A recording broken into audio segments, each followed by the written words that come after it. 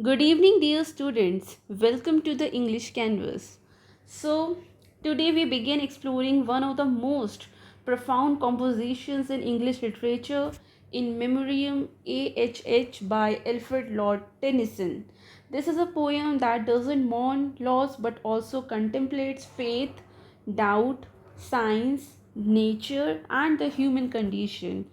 If you are preparing for the UPSC English Literature optional or studying Victorian poetry in your syllabus, in your university syllabus, so you are absolutely in the right place.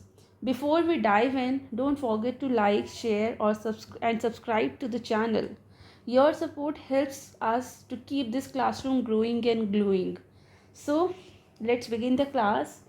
So, Alfred Lord Tennyson wrote In Memoriam AHH as an extended elegy for his closest friend Arthur Henry Hallam, AHH,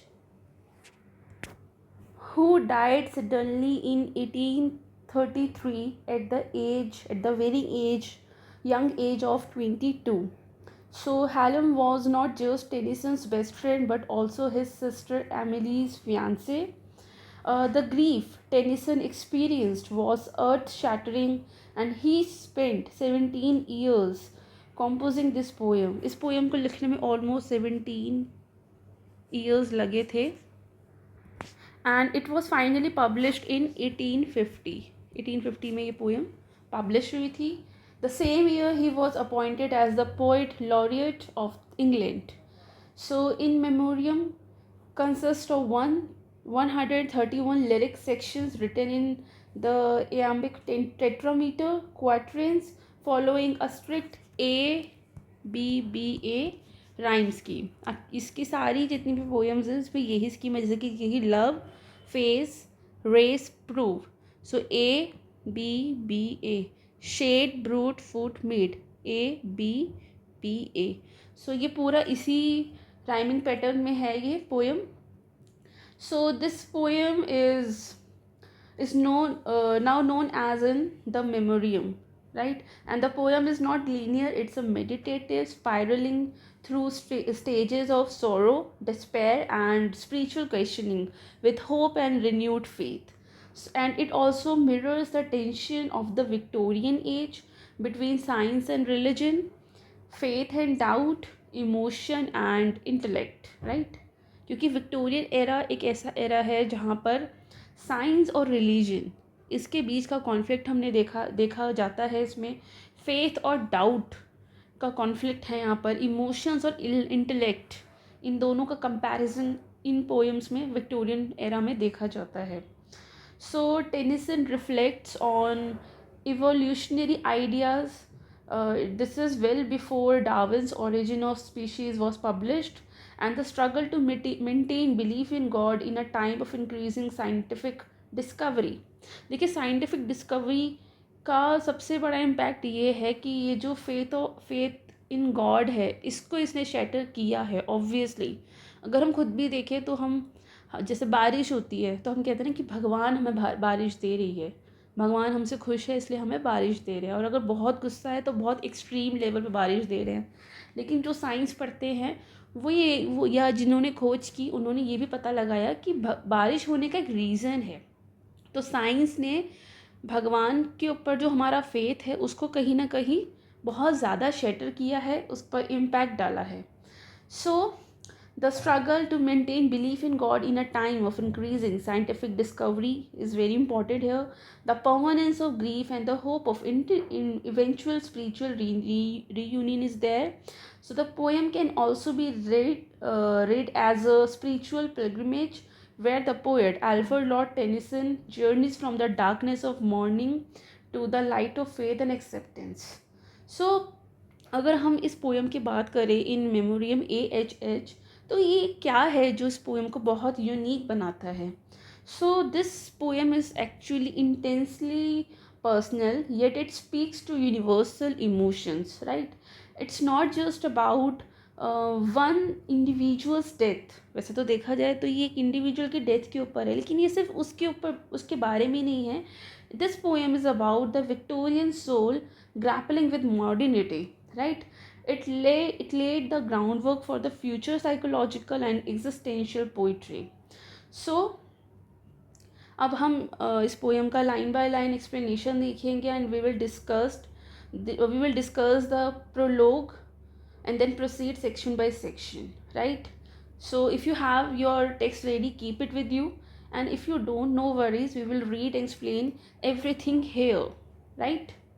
तो चलिए शुरू करते हैं. तो सबसे पहले हम शुरू करेंगे प्रोलॉग से. प्रोलॉग बेसिकली एक ओपनिंग सेक्शन होता है पोइट्री का, ओपनिंग स्टेंजा बोल सकते हैं हम.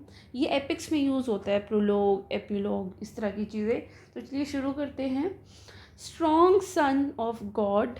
देखिए मैंने बताया था कि ए बी बी ए में है, तो ये कैसे है? लव, प्रूव, ए, फेस, एम्ब्रेस, ये दोनों एक जैसे साउंड करते तो बी बी.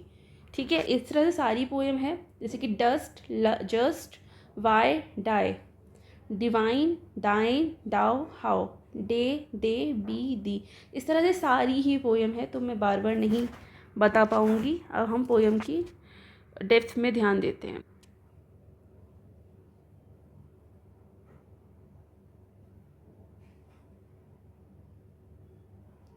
चलिए पोएम शुरू करते हैं. हमारा strong son of God. Strong son of God, immortal love, whom we that have not seen thy face. thy का मतलब मैंने आपको बताया ही था, your. By faith and faith alone embrace, believing where we can't prove. So son of God. son of God कौन है? Jesus Christ. ये हम सबको पता है. अगर आपने पैराडाइज लॉस्ट पढ़ा है, अगर आपने बाइबल पढ़ा है, तो ये आपको पता ही. This is the reference to Jesus Christ. Immortal love, ये डिवाइन लव, इटर्नल लव की बात हो रही है. ठीक है. And prove, believing where we can't prove. इसका मतलब है not just to test but to rational confirm. So Tennyson uses it in a philosophical sense. तो पहली लाइन समझते हैं. Strong son of God, immortal love. So here Tennyson addresses Jesus Christ, combining divine strength and love in the phrase Son of God is a clear reference to Jesus Christ, and the immortal love speaks to the eternal nature of divine love, whom we that have not seen thy. So this alludes to the idea in Christian faith that believers trust in Christ without having seen him. तो किसी ने देखा तो है नहीं Jesus Christ को, लेकिन believers जो है, जिनको फेथ है क्रिश्चियनिटी पे, जीसस क्राइस्ट में, या कोई भी रिलीजन है उसमें, जिसमें भी भगवान में हमको बिलीव होता है कि हमने उन्हें कभी देखा है, कभी नहीं देखा है, तो लेकिन फिर भी हमारा ट्रस्ट तो है. So this alludes to the idea in Christian faith that believers trust in Jesus Christ without having seen him. So blessed are those who haven't seen and yet have believed. तो कभी देखा नहीं है. They have not seen thy face. तो यहाँ पर ये इसको कह रहे हैं जीसस क्राइस्ट को कि तुम्हारा फेस तक किसी ने नहीं देखा, लेकिन फिर भी तुम पर फेथ है. By faith and faith alone embrace. So Tennyson suggests that the faith is the only way we can connect with God. ये तो है ही. अगर आपको गॉड में विश्वास रखना है, तो एक मतलब कनेक्ट करना है भगवान से, तो एक ही तरीका है, उन पर विश्वास रखिए. Because we lack tangible proof. हमारे पास कोई प्रूफ तो है नहीं, तो आप फेथ ही रख सकते हैं. यही आपका कनेक्शन बन सकता है भगवान से, और तो कोई तरीका है नहीं. Believing where we can't prove. So this shows the Victorian crisis of faith. Tennyson acknowledges that belief often exists in the absence of evidence. जब हमारे पास एविडेंस ही नहीं है, तो ऑब्वियसली हमको बिलीफ ही रखना पड़ेगा. Belief often exist in the absence of evidence. So this is a key struggle in the age where science was beginning to question religious certainties. देखिए, जब तक साइंस ने तरक्की नहीं की थी, तब तक जो भी बात होती थी हम उसको विश्वास कर लिया करते थे, चाहे रिलीजन कोई भी हो, चाहे कंट्री कोई भी हो। इंडिया में भी ऐसे ही होता था, लोग विश्वास कर लिया करते थे। लेकिन जैसे जैसे साइंस ने तरक्की की, वैसे वैसे भगवान की एग्जिस्टेंस पर ही क्वेश्चन हो गया है, right. Now the next stanza. Thine are these orbs of light and shade. Thou madest life in men and brute. Thou madest death, and lo, thy foot is on the skull which thou hast made. So, Tennyson attributes creation of the god here. The orbs of light and shade. This one. It refers to sun and moon. देखिए light बोल रहे हैं sun को, the orbs of sun and moon,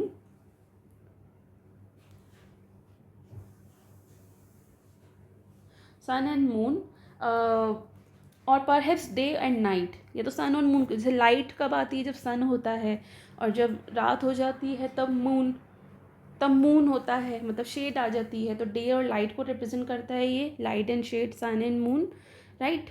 and thou madest life in man and brute. So God is the creator of both humans and animals. Man मतलब human और brute मतलब animals. So यहाँ पे ये कह रहे हैं कि तुम, मतलब भगवान को कह रहे हैं कि तुम ही तो क्रिएटर हो, मेडेस्ट मतलब तुमने बनाया है, you are the creator. God is the creator of both humans and animals, affirming his role in all creation. Thou madest death, and lo thy foot. So वो कह रहा है कि even death is part of God's creation, कि death को भी तो तुमने ही बनाया है, ये भी तो तुम्हारा डिवाइन प्लान है। Thy foot is on the skull which thou हैड्स मेड। सो ये कह रहा है कि तुमने डेथ को भी बनाया है। तो this is a symbolic image possibly drawn from Christian art where Christ foot crushing a skull. मतलब एक क्रिश्चियन आर्ट है जिसमें जो क्राइस्ट का जो पैर है वो क्रश कर रहा है एडम के स्कल को, मतलब इंसान के मैन के स्कल को, जो कि रिप्रेजेंट करता है कि his victory over death in sin. कि वो कहते हैं कि तुमने ही दिन और रात बनाए, तुमने ही एनिमल्स और मैन बनाया, तुमने ही डेथ को बनाया, और तुम्हारा ही फुट था स्कल पर, मैन के स्कल पर। तो ये रिप्रेजेंट करता है कि this is your victory over death and sin, right. Now the next stanza is Thou wilt not leave us in the dust. Thou madest। ये देखिए विल्ट जो है ना, ये विल का सेकंड फॉर्म है, अर्काइक तरीका है ये विल लिखने का।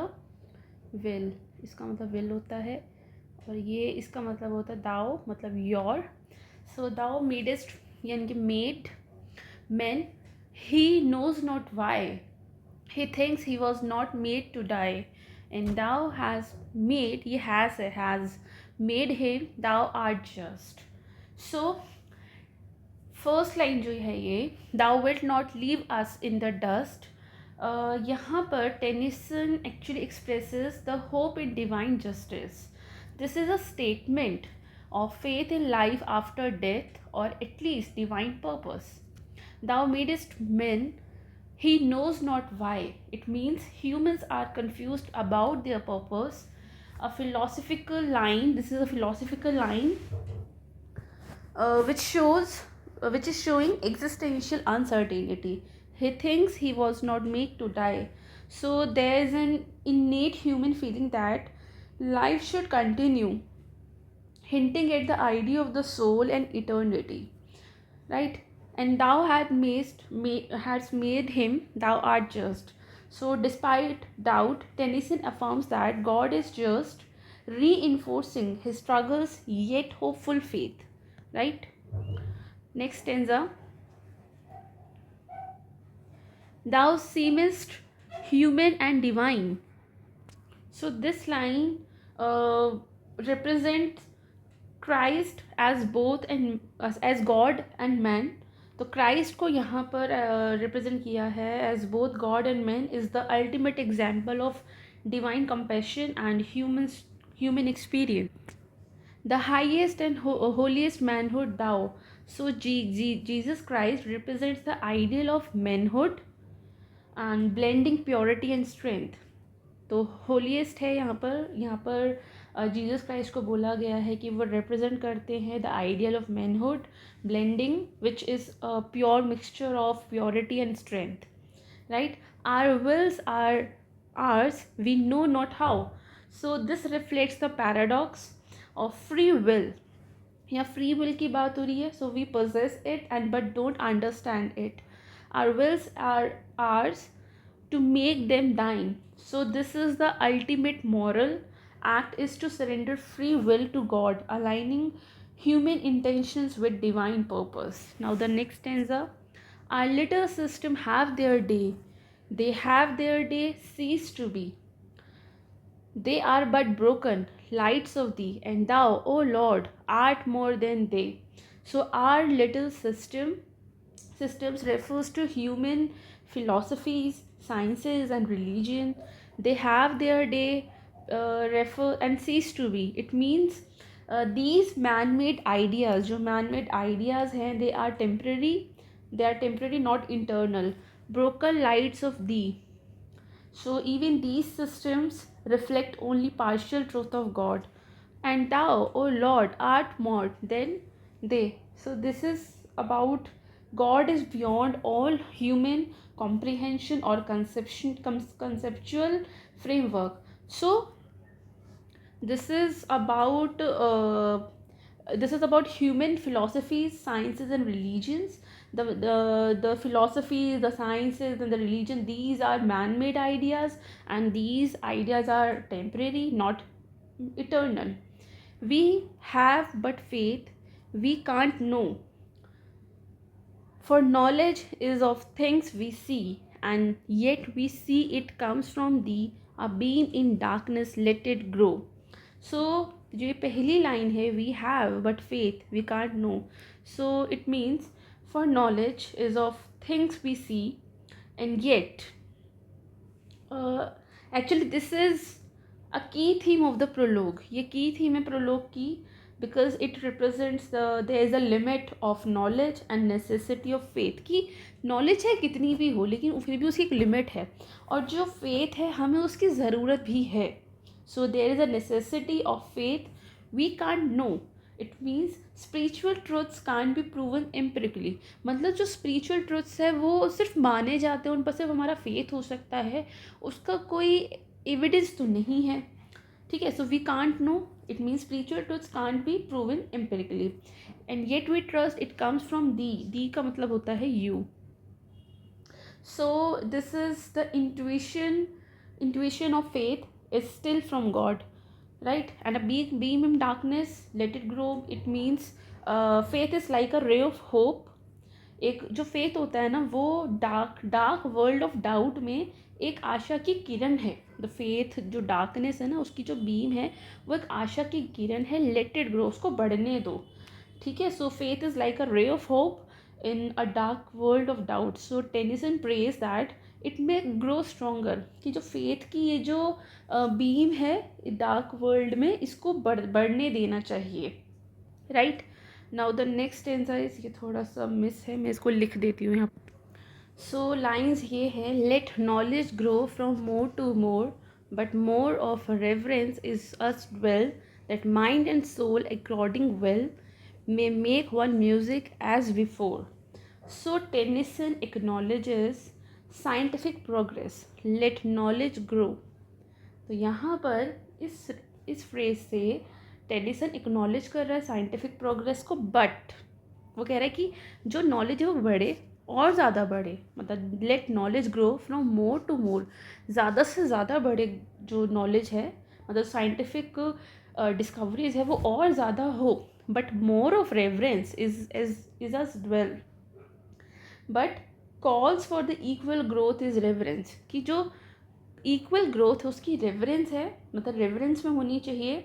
मतलब ये कह लीजिए आपकी साइंस की ग्रोथ होनी बहुत ज़रूरी है, लेकिन जो रिस्पेक्ट फॉर द गॉड है वो भी साथ में बढ़नी चाहिए. जितनी साइंस की प्रोग्रेस होनी चाहिए, मतलब जितना नॉलेज बढ़नी चाहिए उतना ही फेथ भी बढ़ना चाहिए. मतलब नॉलेज और फेथ इन दोनों का साथ साथ ग्रो, इन साथ साथ इनकी इम्प्रूवमेंट होनी चाहिए, इनकी ये बढ़नी चाहिए. ठीक है, so but he calls for equal growth in reverence and respect for mystery for God. that mind and soul according well may make one music as before. So he hopes for harmony between science and faith. वो ये कह रहा है कि science और faith यानी कि technology या फिर नॉलेज कह लो, हाँ टेक्नोलॉजी तो नहीं कहेंगे, नॉलेज, साइंस मतलब नॉलेज और फेथ इन गॉड, इनके बीच में हार्मनी बनी रहे. मतलब माइंड एंड सोल, माइंड हो गया हमारी नॉलेज और सोल हो गया हमारा फेथ इन गॉड, इनके बीच में एक हार्मनी बनी रहे. मतलब अकॉर्डिंगली ये लोग वेल रहे, इनके रिलेशनशिप वेल रहे. मतलब रीज़न और इमोशन, माइंड मतलब रीज़न और सोल मतलब इमोशन, इनके बीच में एक हार्मोनियस रिलेशनशिप बना रहे to create spiritual unity and make one music as before. मतलब to create spiritual unity, right.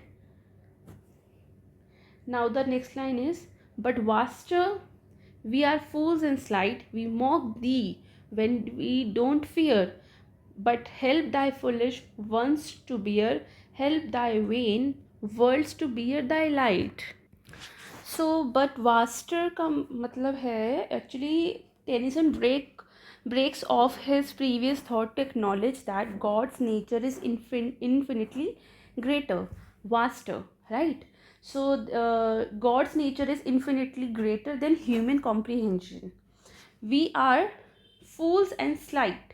It means Tennyson confesses here human frailty and ignorance. He admits that the humans are small and foolish in the face of divine truth. We mock thee when we don't fear.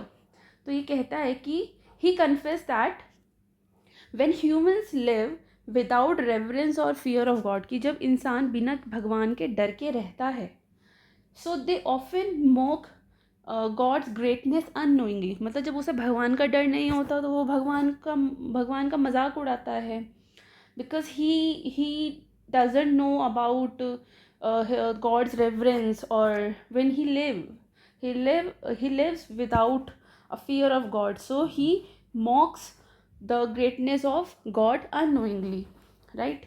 But help thy foolish ones to bear. सो यहाँ पर ये एक humble request है, humble prayer है, request नहीं कहेंगे, prayer है. यहाँ पर टेनिसन प्रे कर रहे हैं बहुत humbly for strength and asking God to help his weak and ignorant children carry their burdens. आगे वो और प्रे करते हैं, वो कहते हैं help thy vain worlds to bear thy light. इसका मतलब है वेन वर्ल्ड्स का मतलब होता है it refers to a superficiality of human societies. So Tennyson asked God to help these worlds full of vanity carry the burden and beauty of divine truth. Right? Now the next stanza.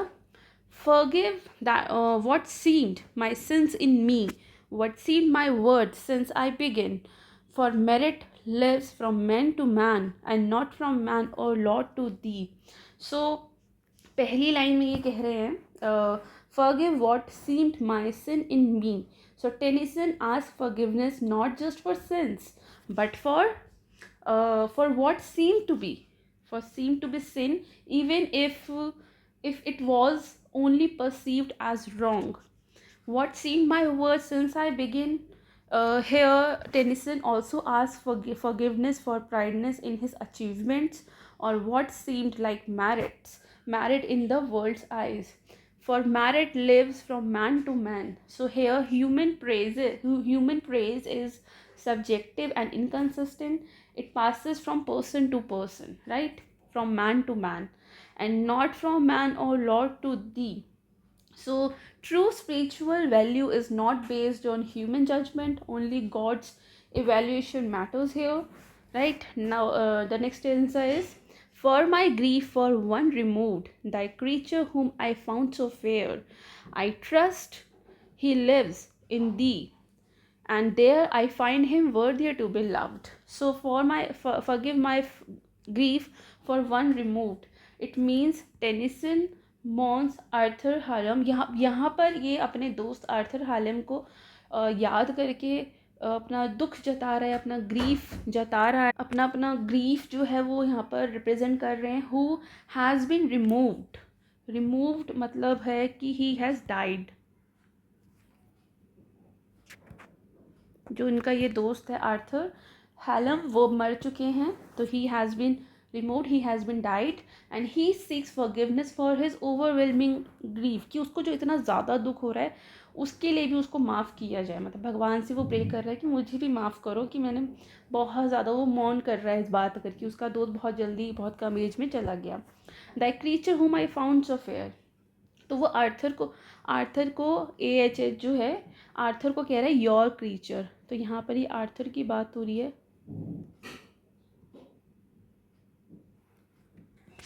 हमने अपने इस वाले passage में देखा कि यहाँ पर जो टेनिसन है, he breaks off his previous thought to acknowledge that God's nature is infinitely greater, vaster than human comprehension. We are fools. He Tennyson confess करता है कि हम तो फूल्स हैं. He confesses his human frailty. We are small and foolish in the divine face of the face of divine truth. यहाँ पर ये कहते हैं कि जब इंसान भगवान के डर के बिना रहता है तो वो अक्सर भगवान के एग्जिस्टेंस का मजाक उड़ाता है. तो वो कहता है कि आप माफ़ करिए हमें. वो कहता है कि Tennyson ask forgiveness not just for sins but for seem to be sin, even if it was perceived as wrong. और वो कहते हैं कि he also asked for forgiveness for the pride in his achievement seemed like the merit in his world's eyes, for merit from life from men to men. यहाँ पर human praise को subjective लिया गया है, इनकन्सिस्टेंट माना गया है, and passes from person to person, right. Next में यहाँ पर ये प्रे कर रहे हैं कि मेरा जो ग्रीफ था, मतलब यहाँ पर ये कह रहे हैं कि forgive my grief to for one removed. मतलब here Tennyson mourns Arthur Hallam, मतलब जो उसका दोस्त है, हु हैज़ बिन रिमूव्ड का मतलब है डाइड, जो मर गया. उसके लिए वो कहता है कि मुझे भी फॉरगिवनेस करो, मतलब मुझे भी फॉरगिव करो, मुझे भी फॉरगिवनेस दिखाओ, कि मेरा जो ग्रीफ है वो बहुत ज़्यादा था, ओवरवेलमिंग था. So he seeks forgiveness for his overwhelming grief, right. And वो कहता है कि तुम्हारा जो क्रीचर था, दाई क्रीचर, जो अपने दोस्त को वो बोल रहा था आर्थर को, वो कहते हैं कि जिसको मैंने फाउंड किया बहुत ही fair. So Arthur was God's creation. Tennyson found him exceptionally beautiful, spiritual, intellectually. वो ट्रस्ट करता है कि अब जो आर्थर है वो तुम्हारे साथ, मतलब आपके साथ, भगवान के साथ रहता है, और वो आपके साथ हेवन में रहना ज़्यादा डिज़र्व करता है. वो वर्दियर है कि उसको, अब वो तो आपके साथ रहता है. और यहाँ इस लास्ट पैसेज में जो ये फर्स्ट लाइन है, forgive this wild and wandering crisis. तो here Tennyson refers to the emotional outburst and anguish expressed in his poetry, asking forgiveness for their recklessness of youth and perhaps exaggerated by grief.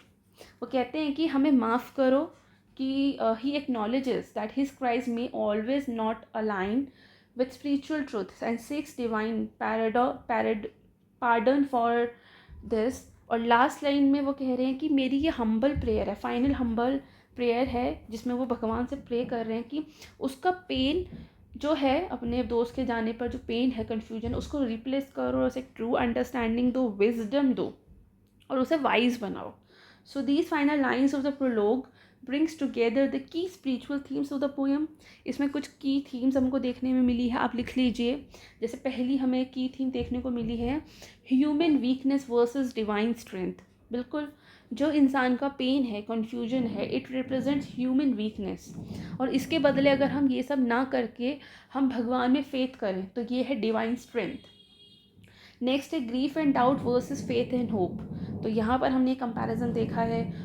Third है vanity of worldly merit. और last जो हमने ये 2-3 passages पढ़े, इसमें हमने देखा है the need for divine forgiveness and wisdom. तो ये चार थीम्स हमने पढ़े हैं. It's a moving confession of a personal vulnerability and a sincere request for spiritual growth, right. And it's a setting a meditative prayerful tone of the stanza that follows. So ये था हमारा prologue, ये जो पढ़ा है. अब इसका first section हम पढ़ेंगे, ठीक है. सेक्शन 1 फ्रॉम देयर ओनली, यहाँ से.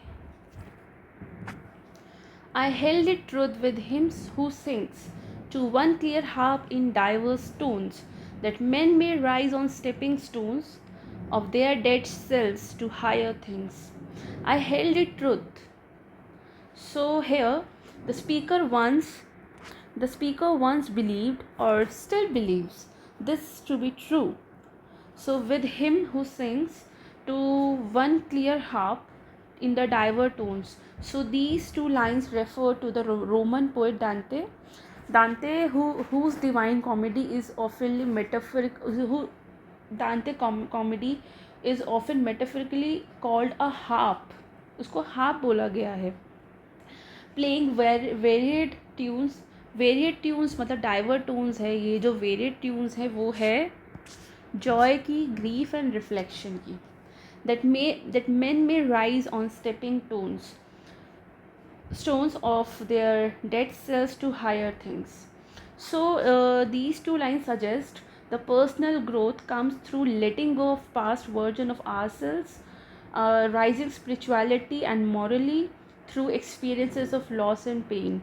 So Dante and his Christian philosophical themes of salvation is the literary reference here.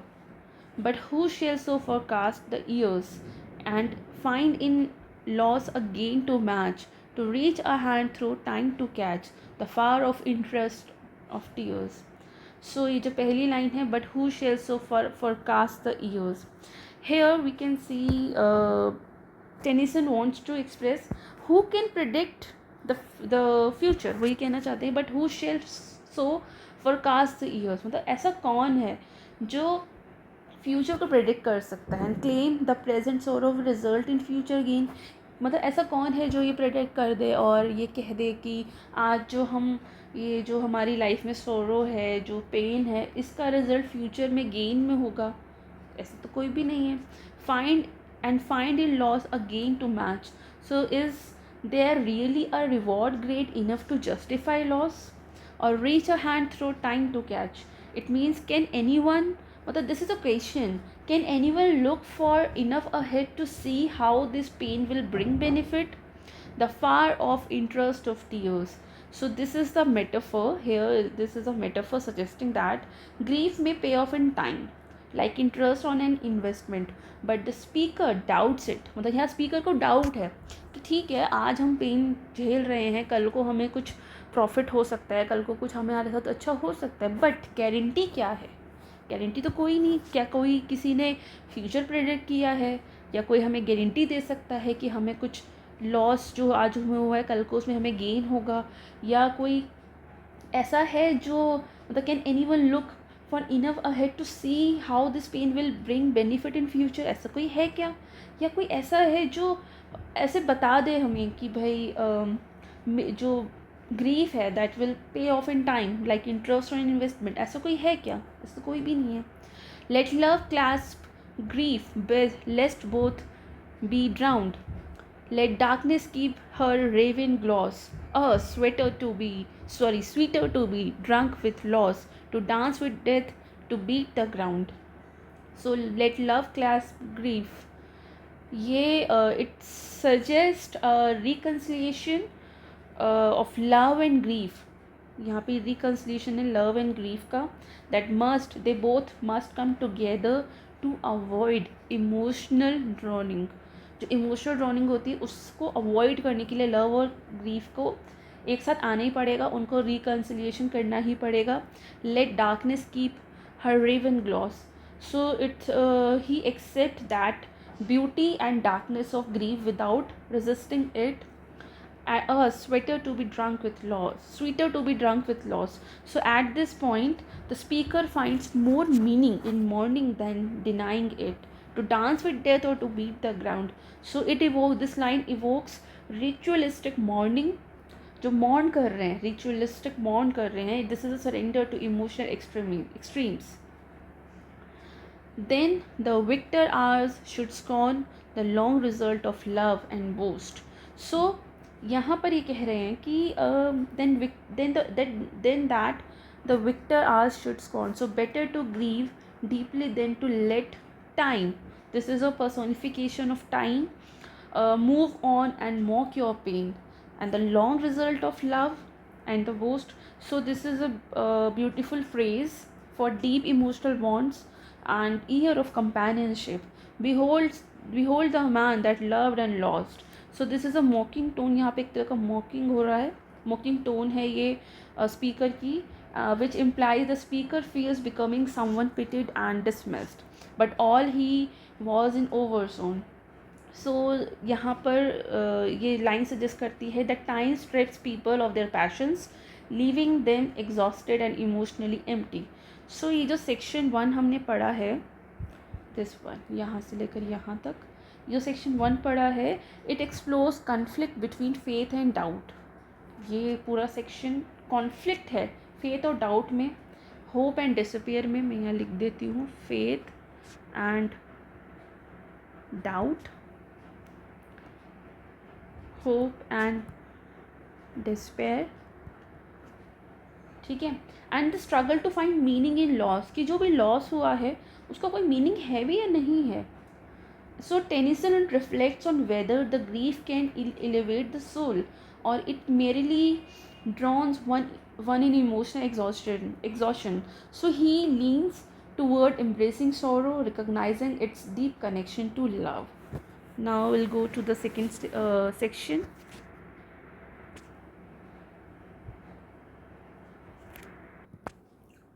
Old yew which grapest at the stones. Old yew, it's a yew tree which is the traditional symbol of death and mourning. ये एक old tree है, you tree है, जो कि traditional symbol है death का. Death के बाद जो हमें एक जो हमारा मातम होता है जिसे हम मौन कहते हैं, उसका सिंबल है. That commonly found in English church yards. मतलब ये इंग्लिश चर्च यार्ड्स में ये जो ओल्ड यू ट्री है ये पाया जाता है. यहाँ पर लोग अपना मौन, डेथ के बाद जो एक फीलिंग होती है लोगों के मन में, अपना कोई करीबी जब बिछड़ जाता है उसके बाद जो हमारी मॉर्निंग जो होती है, मॉर्न जब हम करते हैं, ये वो ट्री के पास होता है जो कि चर्च यार्ड्स में पाया जाता है. ये tree which grasps at the stone, it means the tree's roots, जो ट्री की रूट्स हैं एंड ब्रांचेस है, seem to cling to grave stones. Grave stones के पास ये पाए जाते हैं. That seem to cling to the grave stone, personifying the tree as a guardian of the death. Right. तो ये जो ट्री है इसको पर्सोनिफाई किया है कि ये गार्जियन है डेड लोगों का. So yew trees actually they are evergreen, symbolizing both eternal life and death, enhancing the poem's tone of melancholic endurance. Right. That name, the underlying dead. So this refers to the gravestone which name those buried beneath them. तो grave stone रहता है, जैसे किसी की grave है, ये grave है, इसके पीछे इसके ऊपर एक ऐसे ग्रेव स्टोन होता है जिस पर डेड पर्सन जो भी है जिसकी वो ग्रेव है उसका नाम लिखा होता है. ठीक है. द नेम, वो नेम होता है for those buried beneath them, जो उसके नीचे बरिड है उन लोगों के नाम होते हैं. So the speaker is contemplating the physical and emotional weight of death and the identity is lost yet remembered in stone, कि उनकी आइडेंटिटी तो लॉस हो गई, अब बस वो उस स्टोन पे ही याद किए जाते हैं. Thy fibres net the dreamless head. So fibres का मतलब यहाँ है, एक सेकेंड, फाइबर्स का मतलब यहाँ है, सो फाइबर्स का मतलब यहाँ पर है रूट्स और टेंडल्स of the tree. Net the dreamless hard head. So it's a powerful image. The dead no longer dream and the roots entangle and encase the skull. So it suggests a deep connection between nature and death. Death is peaceful, silent and final. Thy roots are wrapped about the bones. So wrapped का मतलब यहाँ पर है, it's an archaic word for wrapped. इसका मतलब ये होता है. So it suggests intimacy, nature literally embraces the dead, reinforces the idea that the body returns to earth, and the yew tree, old yew tree, thrives on his death, creating cyclical vision of life and decay. So theme जो यहाँ पर explore हो रहे हैं second section के, पहला तो है death and nature. So the poet sees natural world as an inextricably linked to human death. Finality versus immortality is here. Though life ends, nature continues, especially symbolized by the evergreen yew. And the third theme is resignation and reflection. So there is no protest against death here, just an aesthetic meditation on mortality, right? Now the next stanza. The season bring the flower again and bring the firstling to the flock. And in the dusk of the clock beats out the little lives of men. देखो A again, men, A, flock and clock. तो यहाँ पर भी वही same rhyming scheme follow हो रही है. तो चलिए पढ़ते हैं.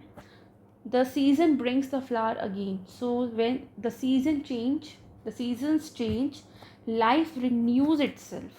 मतलब फिर से फ्लावर लेकर आएगा सीजन. मतलब इसका मतलब ये है कि लाइफ रिन्यू होगी. The life renews itself through flowers and the newborn animals. firstling का मतलब है newborn. ठीक है. So newborn, but beneath the gloomy shade of the yew the time ticks on. clock यहाँ पर इसका रेफरेंस ये है. but beneath the gloomy shade of yew the yew tree time ticks on, measuring human lives which are short and the little lives of men का मतलब है the yew actually it counts the time ticks on, measuring human lives which are short and fragile.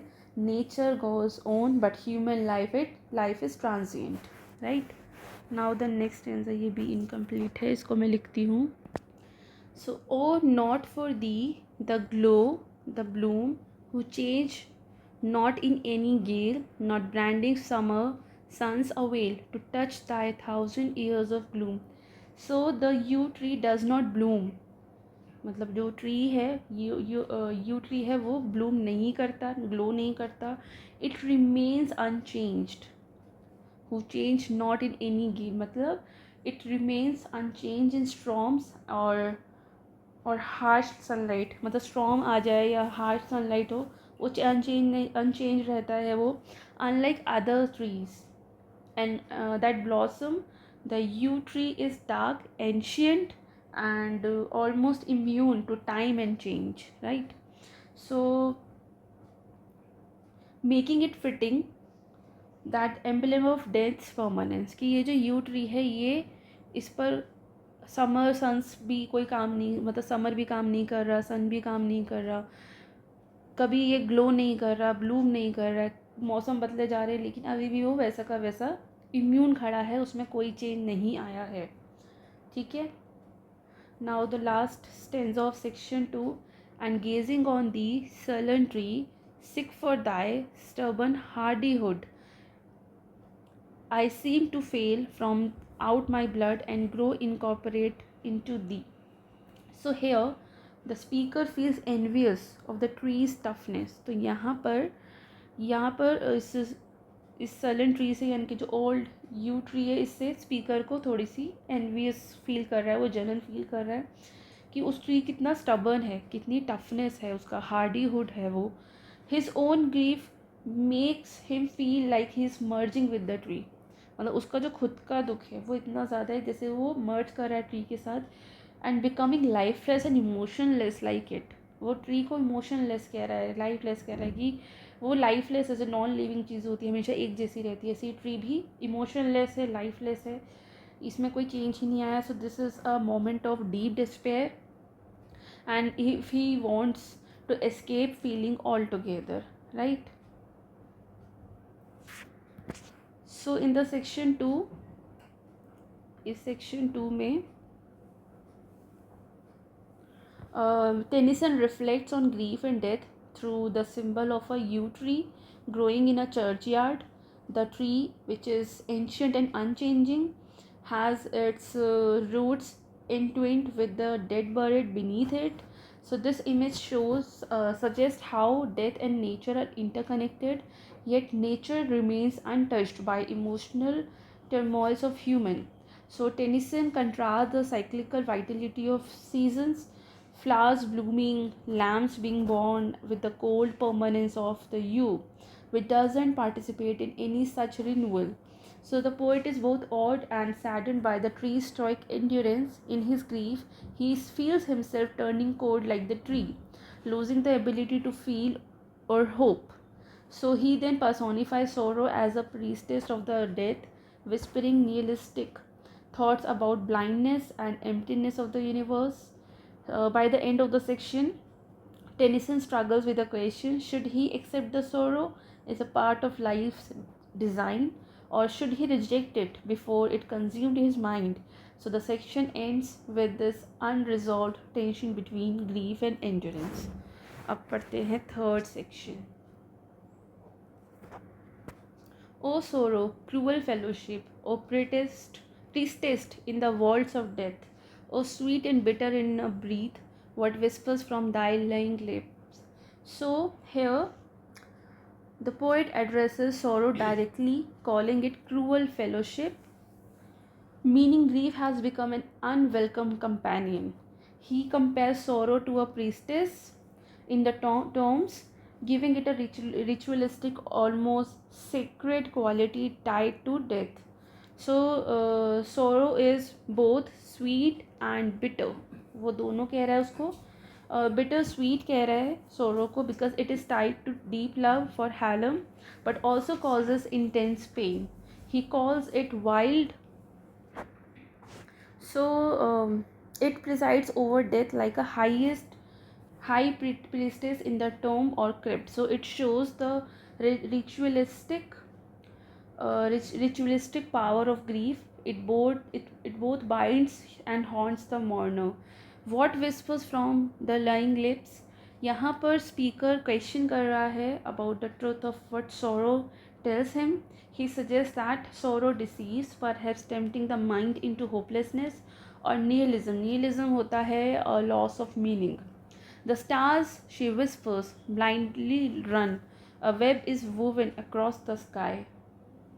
From out waste places comes a cry and murmurs from the dying sun. So here the sorrow speaks and her voice is full of cosmic despair. The stars blindly run. So it suggests a mechanical, purposeless universe governed by chance rather than divine order. A web is woven across the sky, so it could imply fatalism, like the web of fate, or the idea that nature is a trap. Cry, cry from the waste. From waste out places comes a cry. And dying sun. So basically all it refers, these lines refer that all life is decaying and nature mourns just like the poet.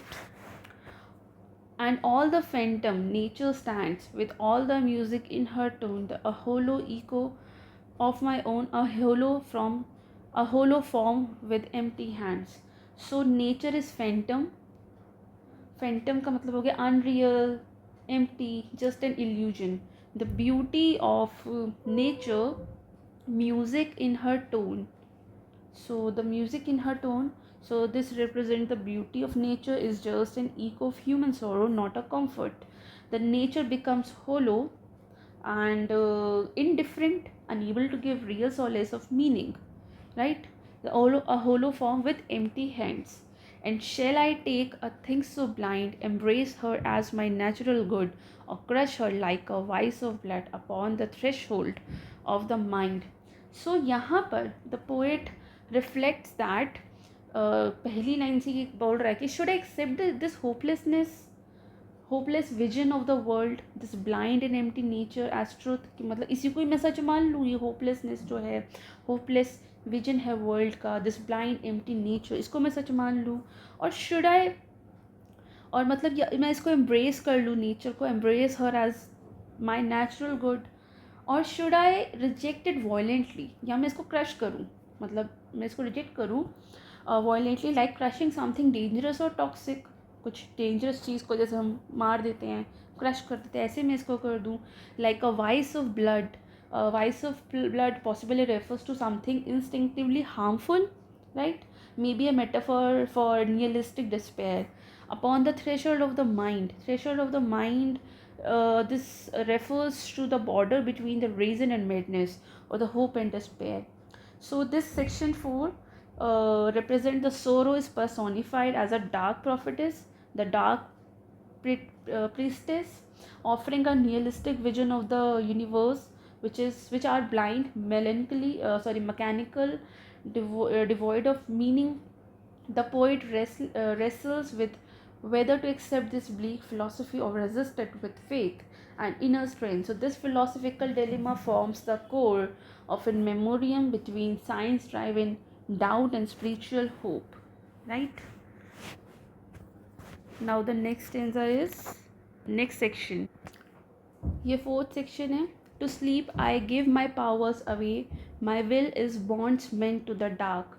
So in sleep the speaker surrenders control of his mind and body. My will is bonds meant to the dark. It means his will is enslaved to the darkness, to the night. He has no power over his thoughts. And sleep becomes a metaphor for the emotional vulnerability where logic and restraints are suspended. I sit within a helmless bark.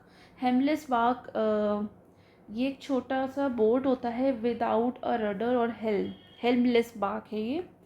So this symbolises the poets loss of direction in his grief. मतलब इतना दुख में आ गया अपने friend के मर जाने से कि उसने अपना डायरेक्शन ही खो दिया है. And the boat is floating aimlessly in the sea of sorrow, क्योंकि उसका हेल्म जो है वो, जो उसका रडर है वो तो खो ही गया है. तो बोट कहीं भी जा रही है, वो तो फ्लोट कर रही है in the sea of sorrow. And with my heart I muse and say.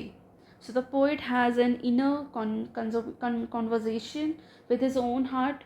The muse refers to the reflect and ponder. So he is trying to understand his emotional condition, especially why his heart feels so heavy. Oh heart, how fares it with thee now? So he questions his heart. अपने दिल से question पूछता है वो कि how are you doing, कि तुम क्या कर रहे हो, तुम क्यों ये सब कर रहे हो.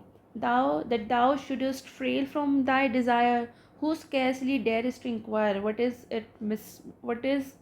it makes me beat so low. So if it has failed in its desire, possibly for love, hope and meaning, the heart is too afraid.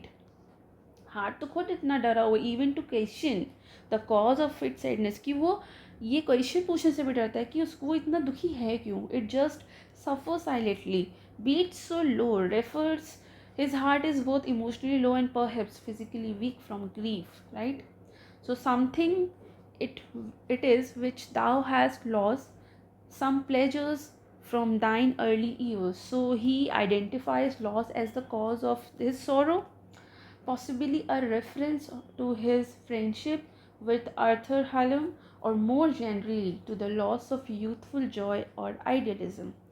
Break thou deep vast of chilling tears, and the grief had shaken into frost. So he imagines his sorrow as a vase full of that his sorrow as a vase full of frozen tears. The tears haven't flowed, they have been shaken into frost. It represents suppressed grief, cold and hardened by time. So the break refers that he wants emotional release of, which is catharsis. Right. Now the next lines are, such clouds of nameless trouble cross all night below the darkened eyes. So even without a specific name, grief haunts him like clouds all night. And darkened eyes refers to a symbol of depression, tiredness and emotional burden. With mornings wakes the will and cries, thou shalt not be the fool of loss. So despite the grief of the night, morning brings a renewed willpower. The voice of reason, or we can say hope, asserts itself. It asserts itself that don't be a fool because of your loss. So there is a battle between despair and hope begins each day. वो हर रोज़ इसी battle में है, despair और hope के। वो खुद से भी ये कह रहा है कि इतना भी मतलब तुम दुख में मत रहो, don't be a fool because of your loss. जो हो गया ठीक है, अब रीस्टार्ट करो लाइफ को। सो दिस सेक्शन 4, इसमें कुछ थीम्स हमें देखने को मिलते हैं, like there is a emotional paralyse caused by grief, there is a tension between night and morning. Night बोला है डिस्पेयर को और मॉर्निंग नाइट बोला है होपलेसनेस को, यानी कि डिस्पेयर को, और मॉर्निंग बोला गया है होप को। कहते हैं ना सुबह की आशा की सुबह होती है, मतलब होप की सुबह होती है। उसका टेंशन है, there is a loss of direction in inner strength, मतलब उसकी इनर स्ट्रेंथ दुख में इतनी कम हो गई है कि उसका जो डायरेक्शन है वो भी खराब, मतलब लॉस्ट हो गया पूरा। Suppression of emotion and the need of catharsis is there, the slow return of willpower despite overwhelming sorrow is here, right? Now the next section is, I sometimes hold it half a sin to put in words the grief I feel. So the poet admits that expressing grief in words feels somewhat wrong, half a sin to him. Grief is so sacred, personal, and profound that speaking of it may seem like diminishing its depth. For words like nature half reveal and half conceal the soul within. So, this is a powerful metaphor that words like nature are incomplete mirrors of the soul. They both reveal some truth and hide deeper emotion. So, this suggests the language is inadequate for expressing the full intensity of grief, right? ये line थोड़ी सी misprint है. But for the unique heart and brain, a use in a measured language lies. So, despite his doubts, the poet admits that for a disturbed mind and heart, writing in a structured form, the structured form is measured language that brings some relief. So, it's like a therapy through poetry. The sad mechanic exercise, like dull narcotics, numbing pain. So, writing poetry for Tennyson becomes a sad mechanic exercise, something repetitive and forced. Yet, like a narcotic, it numbs emotional pain, even if temporarily. So, this shows how routine poetic expression helps him survive tomorrow. Sorry, the poetic expression helps him survive his sorrow. In words like weeds, I'll wrap me over, like the coarsest clothes against the cold. So, words are likened to weeds, unattractive and messy, but still a covering, like rough clothes protecting from cold. Words, the poetic words help shield him emotionally from the harshness of grief. मतलब उसका दुख इतना ज़्यादा है कि poetry लिखने से उसको रिलीफ मिलता है, ठीक है. एंड दो the expression may be imperfect, but it's better than nothing, right? But that large grief which these unfold is given in outline and no more. So here, despite all these words, the true magnitude of grief is only vaguely outlined, never fully revealed. So the core of the sorrow remains inexpressible and ineffable, right? Now the next section is,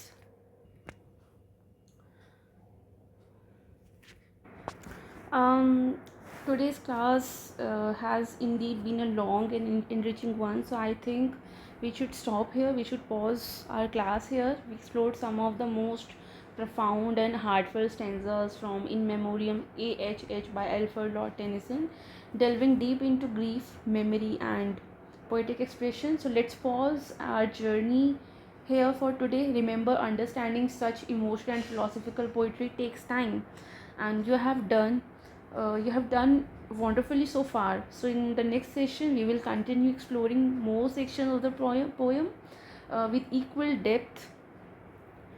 the equal depth and clarity. So stay tuned. If you found today's lecture insightful, to show your support by liking the video, sharing it with fellow literature lovers, subscribing to the channel for more such detailed discussions. Your support means a lot and helps us to grow this learning community. Till next time, keep reading, keep reflecting. Thank you.